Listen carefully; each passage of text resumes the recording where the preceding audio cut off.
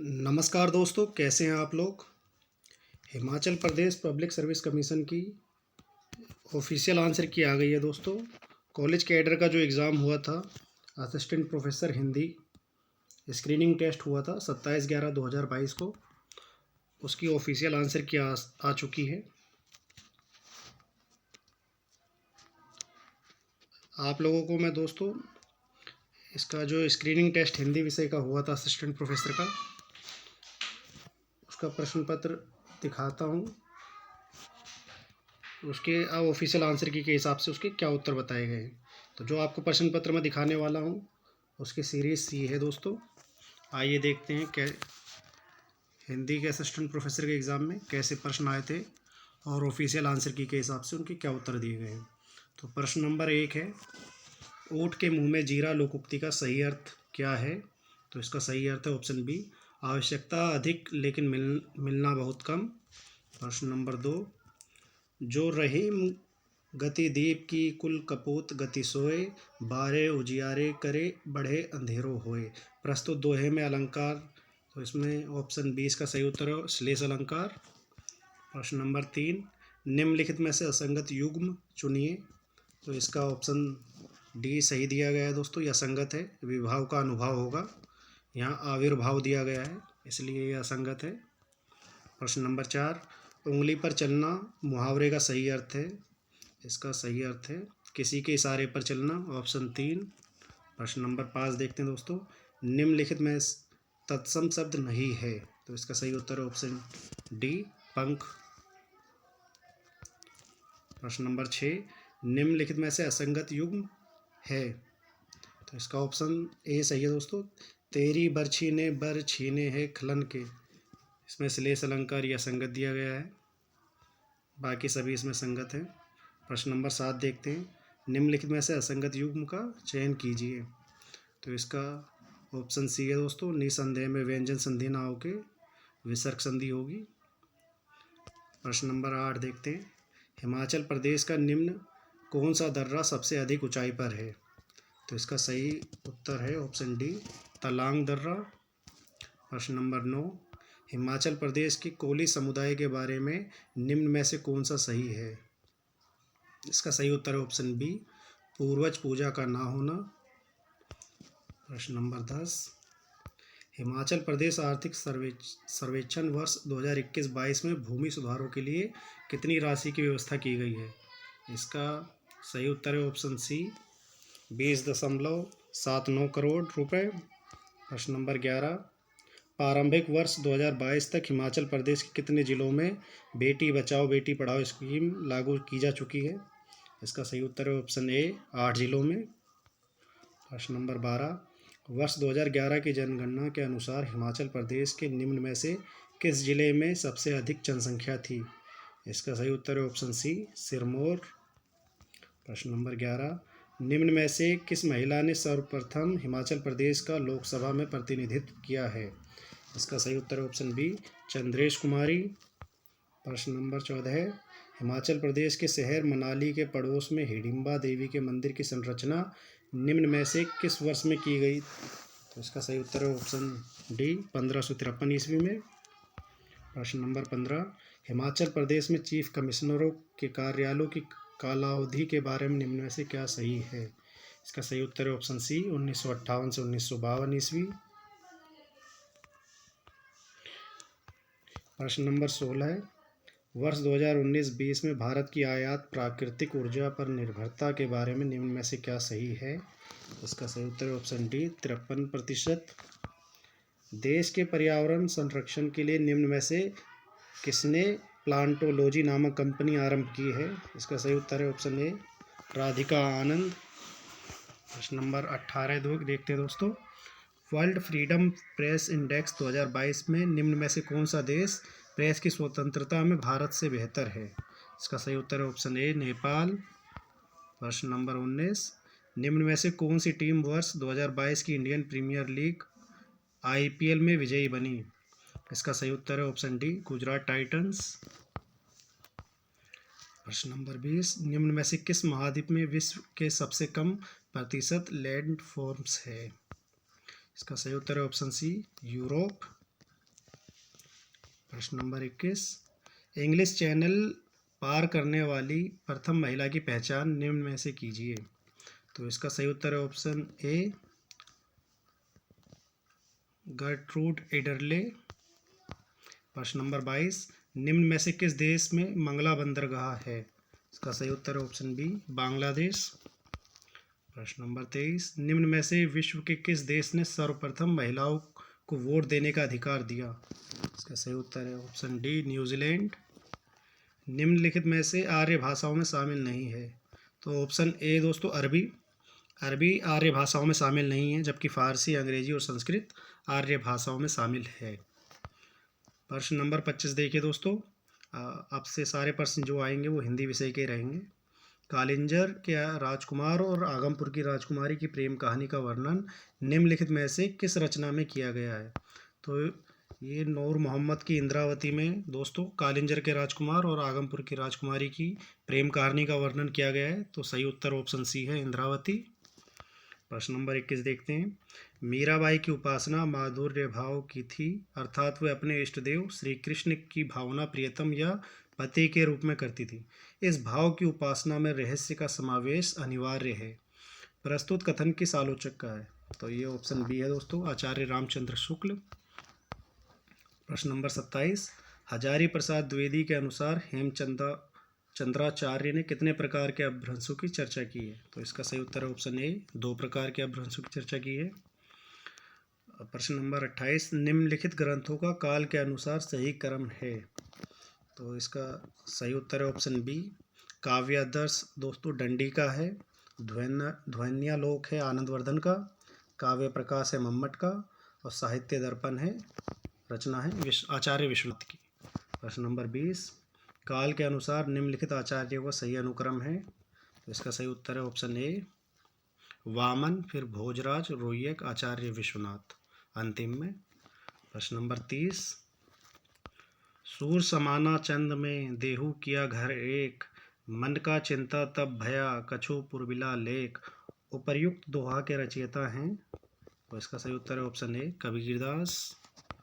प्रश्न नंबर 31, विद्यापति निम्नलिखित में से किस राजा के यहाँ विद्यमान थे? इसका सही उत्तर है ऑप्शन डी, राजा शिव सिंह के यहाँ विद्यमान थे दोस्तों। ये प्रश्न दोस्तों कई बार पूछा गया है।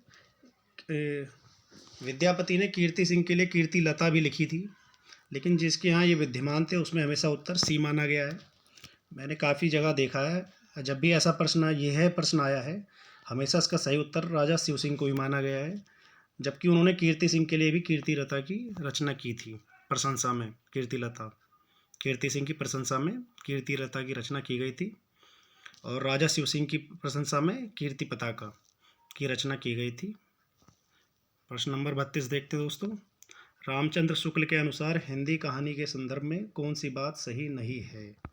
तो इसका सही उत्तर है दोस्तों ऑप्शन डी, आधुनिक ढंग की कहानियों के स्वरूप का विकास इस भेद के आधार पर नहीं हुआ है। तो यह कथन सही नहीं है दोस्तों। बाकी जो सारे तीनों कथन दिए गए हैं वो सही हैं। प्रश्न नंबर 33, मोरा जोबना नवेलरा भयो है गुलाल, कैसे गर दीनी कस मोरी माल, सोनी सेज डरावन लागे बिरहा अगिन मोही डस डस जाए। तो ये अमीर खुसरो का है दोस्तों। प्रश्न नंबर 34 देखते हैं, निम्नलिखित में से कौन सी पुस्तक आई.ए. रिचर्ड्स की नहीं है? तो option C, the man and his work, ये पुस्तक आई.ए. रिचर्ड्स की नहीं है, बाकी तीनों पुस्तकें उन्हीं द्वारा रचित है। प्रश्न नंबर 35, निम्नलिखित में से कौन सा छंद पृथ्वीराज रासों में प्रयुक्त मुख्य छंद नहीं है? इसका सही उत्तर है चौपाई। बाकी ये तीनों छंद दोस्तों पृथ्वीराज रासों में प्रयोग किए गए हैं। टोटल उसमें कुल 68 छंदों का प्रयोग किया गया है।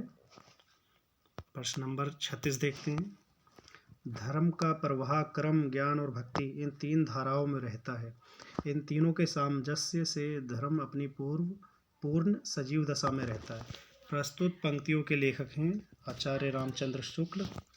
प्रश्न नंबर 37 देखते हैं, रामचंद्र शुक्ल के अनुसार निम्नलिखित में से कौन सी बातें गुरु नानक के बारे में सही हैं? तो इसमें ऑप्शन सी सही है दोस्तों। दूसरा और तीसरा कथन यहाँ पर सही दिया गया है, बाकी सारे कथन गलत हैं। प्रश्न नंबर 38 देखते हैं। निम्नलिखित में से कृष्ण भक्ति धारा के कवि हैं? तो इसका सही उत्तर है दोस्तों ऑप्शन डी, हित हरिवंश, ध्रुवदास और परमानंद दास। ध्रुवदास इन्होंने स्वप्न में हित हरिवंश जी को अपना गुरु माना था, और नाभादास की तरह इन्होंने भक्त नामावली की रचना की है ध्रुवदास ने। ये भी कृष्ण भक्ति के धारा के अंतर्गत आते हैं, तो इसीलिए ऑप्शन डी यहाँ पर हमारा सही होगा। निम्नलिखित में से केशवदास की रचनाएं हैं? तो इनकी रचनाएं हैं दोस्तों कवि प्रिया, रसिक प्रिया और वीर सिंह देवचरित्र। तो ये ऑप्शन डी इसका सही उत्तर है। प्रश्न नंबर 40। गुरु प्रसाद होत यह दर्शन 67 बरस प्रवीण काव्य पंक्ति के रचयिता हैं आचार्य सूरदास।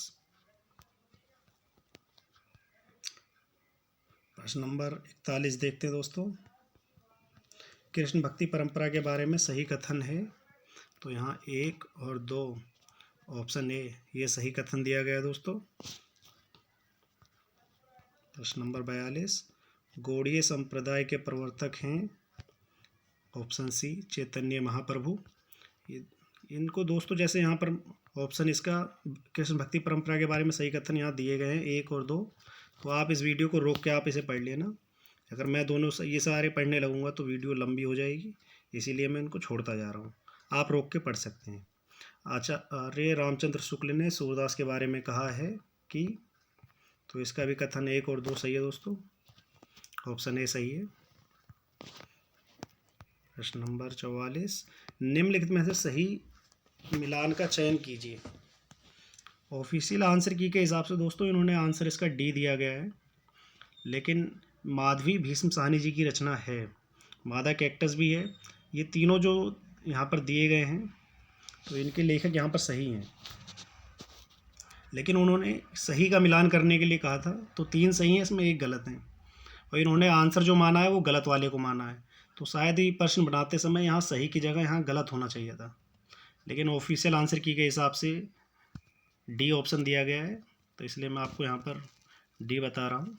देखते हैं इसमें अगर कोई ऑब्जेक्शन लगाएगा तो ये क्वेश्चन या तो डिलीट होना चाहिए या इसके अंक सबको मिलने चाहिए। प्रश्न नंबर 45 देखते हैं। जन्म काल की दृष्टि से निम्नलिखित कवियों का सही अनुक्रम है? तो इसका सही उत्तर है दोस्तों ऑप्शन ए कबीर, सूरदास, जायसी और मीराबाई। प्रश्न नंबर 46। कही ईसुरी फाग किसका उपन्यास है? तो ये मैत्री पुष्पा द्वारा 2004 में प्रकाशित उपन्यास है। प्रश्न नंबर 47। प्रणयिनी परिणय के रचनाकार हैं? ये किशोरीलाल गोस्वामी की कहानी है दोस्तों। प्रश्न नंबर 48। निम्नलिखित कवियों में से नक्सिक नाम से रचना किस कवि ने नहीं की है? इसका सही उत्तर है ऑप्शन डी चिंतामणि। प्रश्न नंबर 49। रेल का विकट खेल नाटक के लेखक हैं बालकृष्ण भट्ट। ऑप्शन डी सही है दोस्तों। प्रश्न नंबर 50। नूर मोहम्मद फारसी के अच्छे आलिम थे और इनका हिंदी काव्य भाषा का भी ज्ञान और सब दूसरे कवियों से अधिक था। तो किस विद्वान का कथन है यह बताना है, तो यह आचार्य रामचंद्र शुक्ल का कथन है। प्रश्न नंबर 51। निम्नलिखित रचनाओं को उनके रचनाकारों के साथ सुमिलित कीजिए। तो यहाँ पर जो मिलान किया गया है दोस्तों सही है। कासिम शाह का हंस जवाहिर, जायसी की आप सब जानते हैं अखरावट, और नूर मोहम्मद की इंद्रावती, जो प्रश्न ऊपर भी आया था कि इसमें कालिंजर के राजकुमार और आगमपुर की राजकुमारी का वर्णन है, और उस्मान की चित्रावली। तो इसका सही उत्तर ऑप्शन ए है। प्रश्न नंबर 52। वैराग्य संदीपनी के रचनाकार हैं? तो इसका है तुलसीदास द्वारा रचित है। प्रश्न नंबर 53। निम्नलिखित में से कौन सी रचना मतीराम की नहीं है? तो रसराज, ललित ललाम और छंदसार मतीराम की रचना है। जो ऑप्शन सही है इसमें ऑप्शन बी रसविलास देव की रचना है। सही उत्तर है ऑप्शन बी। प्रश्न नंबर 54, बिहारी ने इस सतसई के अतिरिक्त और कोई ग्रंथ नहीं लिखा, यही एक ग्रंथ उनकी इतनी बड़ी कीर्ति का आधार है। यह बात साहित्य क्षेत्र के इस तथ्य की घोषणा कर रहा है कि किसी कवि का यश उसकी रचनाओं के परिमाण के हिसाब से नहीं होता, गुण के हिसाब से होता है। ये पंक्तियाँ किस आलोचक की है? तो इसका सही उत्तर है ऑप्शन डी, आचार्य रामचंद्र शुक्ल द्वारा रचित है ये पंक्ति है। प्रश्न नंबर 55, कश्मीर कुसुम और बादशाह दर्पण किसके द्वारा लिखित रचनाएं हैं? तो ये भारतेंदु हरिश्चंद्र द्वारा रचित है दोस्तों। ये दोनों इतिहास से संबंधित रचनाएं हैं। प्रश्न नंबर 26, निम्नलिखित में से कौन सा कथन लाला श्रीनिवास दास के नाटकों के बारे में सही नहीं है? तो ऑप्शन बी, यह कथन सही नहीं है दोस्तों, बाकी तीनों कथन सही दिए गए हैं। प्रश्न नंबर 57, सजनी रोता है मेरा गान, प्रिय तक नहीं पहुँच पाती है उसकी कोई तान। उपर्युक्त काव्य पंक्तियाँ किसकी है? तो ये है मैथिली शरण गुप्त द्वारा रचित। प्रश्न नंबर 58, फिलहाल पुस्तक के लेखक हैं अशोक वाजपेयी। प्रश्न नंबर 59, जन्म काल के अनुसार निम्नलिखित रचनाकारों का सही अनुक्रम है? इसका सही उत्तर है बालकृष्ण भट्ट, भारतेंदु हरिश्चंद्र, फिर उसके बाद लाला श्रीनिवास दास, अंत में प्रताप नारायण मिश्र। प्रश्न नंबर 60, जन्म काल के अनुसार इसमें भी दोस्तों इनका सही अनुक्रम बताना है। तो इसका सही उत्तर है ऑप्शन सी, श्रीधर पाठक का 1859, महावीर प्रसाद द्विवेदी का 1964, मैथिली शरण गुप्त 1986, राम नरेश त्रिपाठी 1989। प्रश्न नंबर 61, जन्म काल के अनुसार रचनाकारों का सही अनुक्रम। तो इसका ऑप्शन ए सही है दोस्तों, सुमित्रा नंदन पंत 1900, महादेवी वर्मा 1906, अज्ञे 1907 और मुक्ति बोध 1911, और इनकी मृत्यु हुई थी 1964 में। इनकी मृत्यु का एक किसी प्रश्न पत्र में पूछा गया था कि मृत्यु का वर्ष क्या है, तो इनकी मृत्यु 1964 में हुई थी मुक्ति बोध की। इनकी प्रमुख आप कविताएं आपने पढ़ी होंगी दोस्तों, अंधेरे में, लंबी कविता है इनकी, मुक्ति बोध द्वारा ही रचित है वो, और ब्रह्म राक्षस भी इनकी एक अन्य प्रसिद्ध कविता है। प्रश्न नंबर 62, प्रकाशन वर्ष के अनुसार जयशंकर प्रसाद के निम्नलिखित नाटकों का सही अनुक्रम है? तो इसका सही अनुक्रम ऑप्शन बी है दोस्तों, राज्यश्री, अजातशत्रु, स्कंदगुप्त, और अंत में 1933 में उनकी ध्रुव स्वामिनी।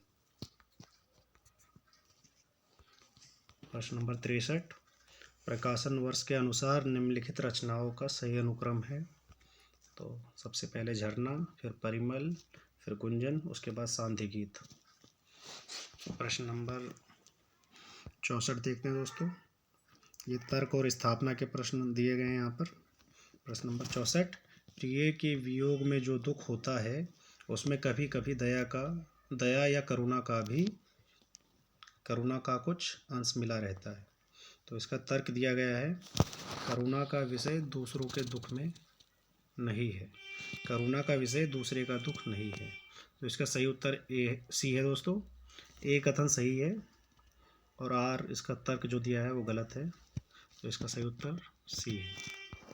प्रश्न नंबर 65, काव्य में अर्थ ग्रहण मात्र से काम नहीं चलता, बिंब ग्रहण अपेक्षित होता है। इसका तर्क है, बिंब ग्रहण निर्दिष्ट गोचर और मूर्त विषय का भी हो सकता है। तो ये दोनों कथन सही है दोस्तों, स्थापना सही है, उसका जो आर है तर्क है वो भी सही है। तो ऑप्शन ए इसका सही उत्तर है। प्रश्न नंबर 66, मनुष्येतर बाह्य प्रकृति का आलंबन के रूप में ग्रहण हमारे यहाँ संस्कृत के प्राचीन प्रबंध काव्यों के बीच में ही पाया जाता है। इसका तर्क है, वहाँ प्रकृति का ग्रहण आलंबन के रूप में हुआ है। तो ये दोनों सही है दोस्तों, स्थापना भी सही है और उसका कथन भी सही है, इसलिए प्रश्न इसका उत्तर है ए सही है ऑप्शन। प्रश्न नंबर 67, कवि वाणी से हम संसार के सुख दुख आनंद क्लेश आदि का शुद्ध स्वार्थ मुक्त रूप में अनुभव करते हैं। इसका तर्क है, इस प्रकार के अनुभव के अभ्यास से हृदय का बंधन खुलता है। तो ये भी दोनों सही हैं दोस्तों, स्थापना और तर्क दोनों सही हैं, ऑप्शन ए। प्रश्न नंबर 68, मनुष्यों के रूप, व्यापार या मनोवृत्तियों के सादृश्य की दृष्टि से जो प्राकृतिक वस्तु व्यापार लाए जाते हैं उनका स्थान भी गौण ही समझना चाहिए। इसका तर्क है, प्राकृतिक वस्तु व्यापारों का नर संबंधी भावना को तीव्र करने से कोई संबंध नहीं है। तो इसका दोस्तों स्थापना इसकी सही है, लेकिन जो तर्क दिया है वो गलत है, इसलिए सही उत्तर इसका ऑप्शन सी है। प्रश्न नंबर 69, आंगन के वंदनवार संस्मरण के रचनाकार हैं विवेकी राय।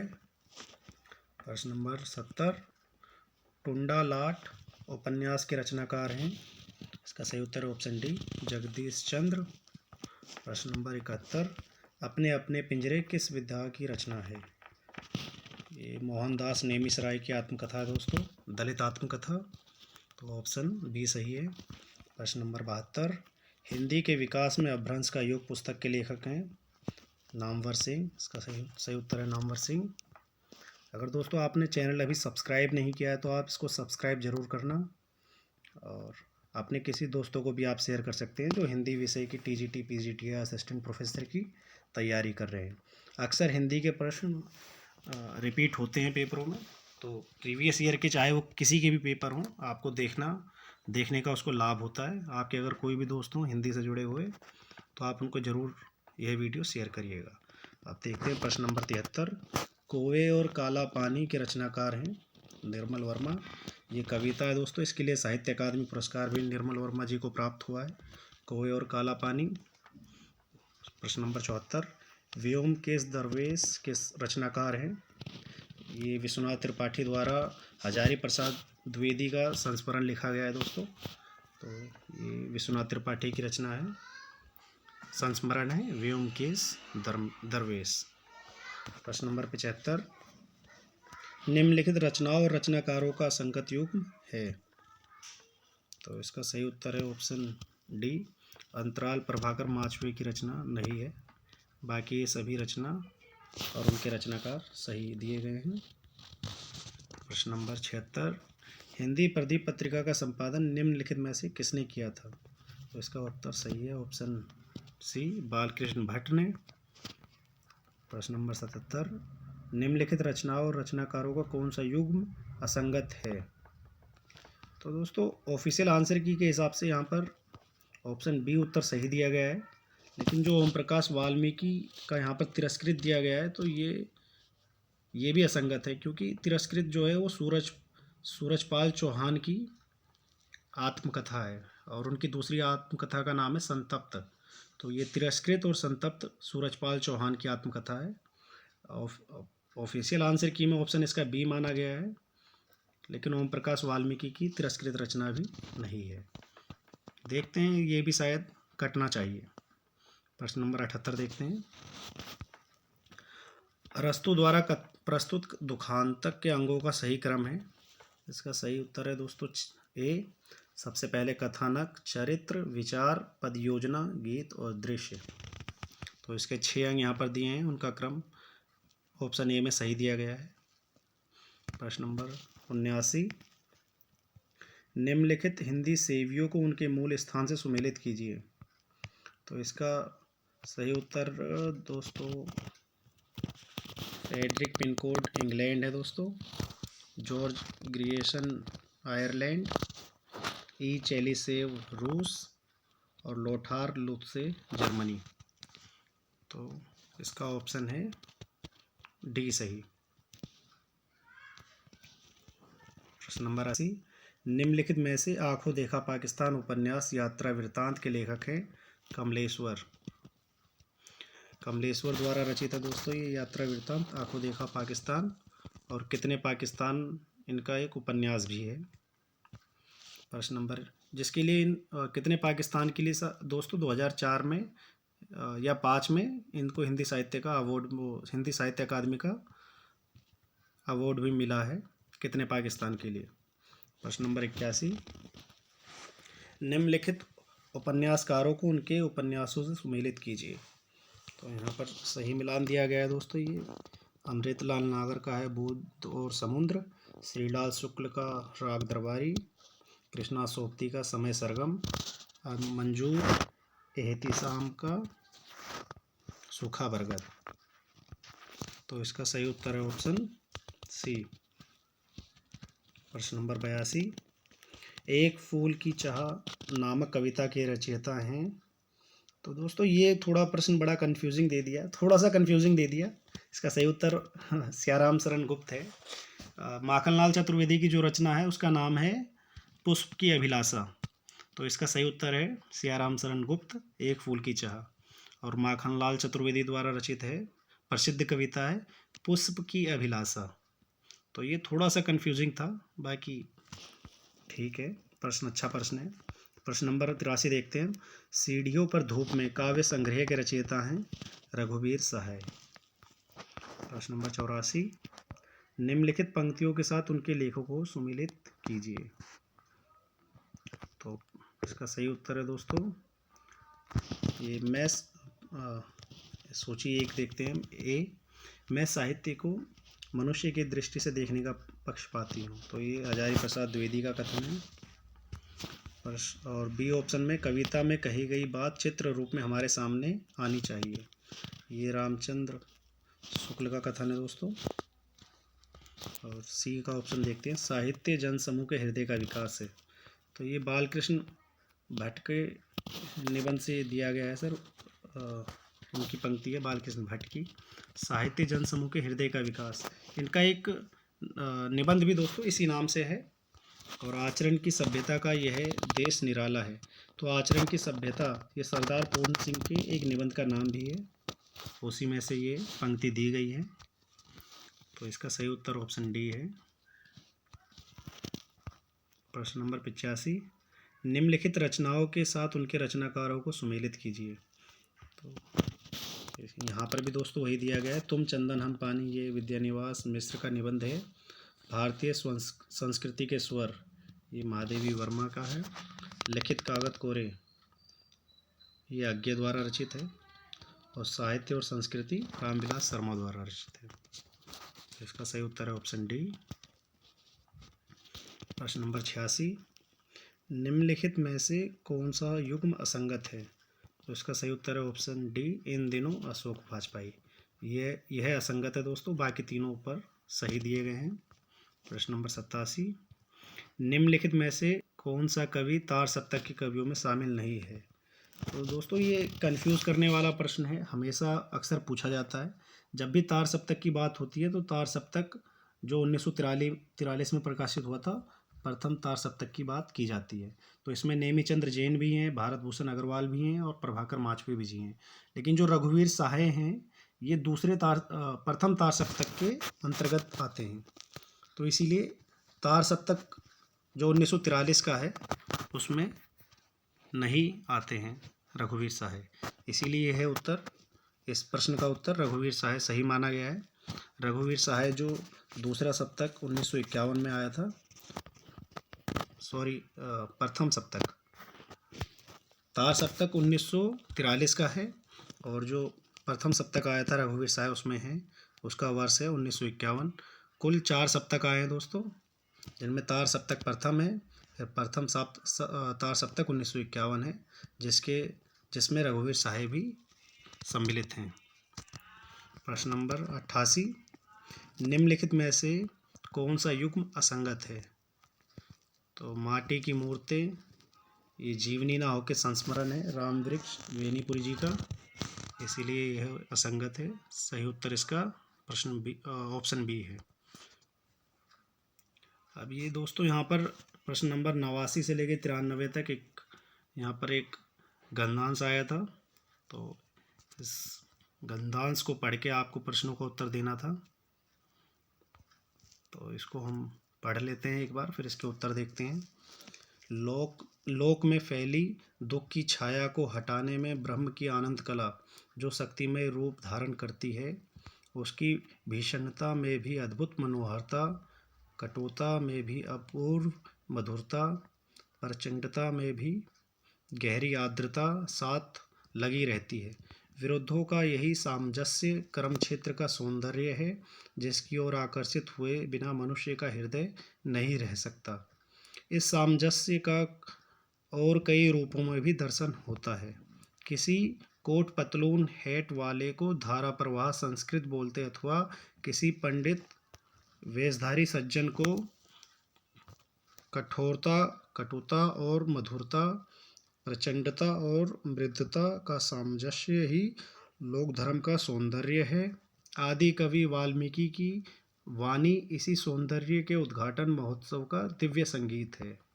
सौंदर्य का यह उद्घाटन असौंदर्य का आवरण हटाकर होता है। धर्म और मंगल की यह ज्योति अधर्म और अमंगल की घटा को फाड़ती हुई फटती है। इससे कवि हमारे सामने असौंदर्य, अमंगल, अत्याचार, क्लेश इत्यादि भी रखता है। रोष, हाहाकार और ध्वंस का दृश्य भी लाता है। पर सारे भाव, सारे रूप और सारे व्यापार भीतर आनंद काल के विकास में योग देते ही पाए जाते हैं। यदि किसी और उन्मुख ज्वलंत रोष है तो उसकी ओर सब और करुण दृष्टि फैली दिखाई पड़ती है। यदि किसी और ध्वंस और हाहाकार है तो सब और उसका सहगामी रक्षा और कल्याण है। व्यास ने भी अपने जय काव्य में अधर्म के पराभव और धर्म की जय का सौंदर्य प्रत्यक्ष किया था। तो इसके प्रश्न देखते हैं। निम्नलिखित में से कौन सा कथन सही है? तो इसका जो ऑप्शन सी में कथन दिया गया है दोस्तों, ये सही माना गया है ऑफिशियल आंसर की के हिसाब से। आदि कवि वाल्मीकि की वाणी सौंदर्य के उद्घाटन महोत्सव का दिव्य संगीत है। प्रश्न नंबर 90। निम्नलिखित में से लोक धर्म का सौंदर्य है कटुता और मधुरता का सामंजस्य। 91। गंधांश के अनुसार निम्नलिखित में से कौन सा कथन गलत है? तो इसका ऑप्शन जो बी है, केवल सरसता और मृदुता के बीच तालमेल सामंजस्य कहलाता है। यह कथन गलत है दोस्तों। बाकी तीनों कथन सही दिए गए हैं। प्रश्न नंबर 92। आदि कवि व्यास ने अपने जय काव्य में किसका सौंदर्य प्रत्यक्ष किया था? तो इसका सही उत्तर है ऑप्शन सी, अधर्म के पराभव और धर्म की जय का। प्रश्न नंबर 93। निम्नलिखित में से विरोधों का सामंजस्य नहीं है। तो रहस्य में भी आध्यात्मिकता, यह विरोधों का सामंजस्य नहीं है दोस्तों। बाकी ये तीनों सही दिए गए हैं। प्रश्न नंबर 94। उच्चारण स्थल की दृष्टि से श किस प्रकार की ध्वनि है? तो दोस्तों ये है तालव्य है, मूर्धन्य सा से षटकोण वाले का मूर्धन्य होता है दोस्तों, और सा से सब जो होता है वो दंत होता है, और सा से सलगम के लिए तालव्य है। प्रश्न नंबर 95। निम्नलिखित में से कौन सा कथन सही नहीं है? तो ऑप्शन जो सी दिया गया है इसका, सर्वनाम का उपयोग संज्ञा के स्थान में नहीं होता है। तो यह कथन गलत है दोस्तों। प्रश्न नंबर 96। निम्नलिखित में से कौन सा शब्द भाववाचक संज्ञा नहीं है? तो प्रकृति भाववाचक संज्ञा नहीं है। प्रश्न नंबर 97। निम्नलिखित में से असंगत युग्म है या असंगत है? ऑप्शन ए, प्रतिदिन का द्विगु समास। ये गलत है दोस्तों। बाकी तीनों सही दिए गए हैं।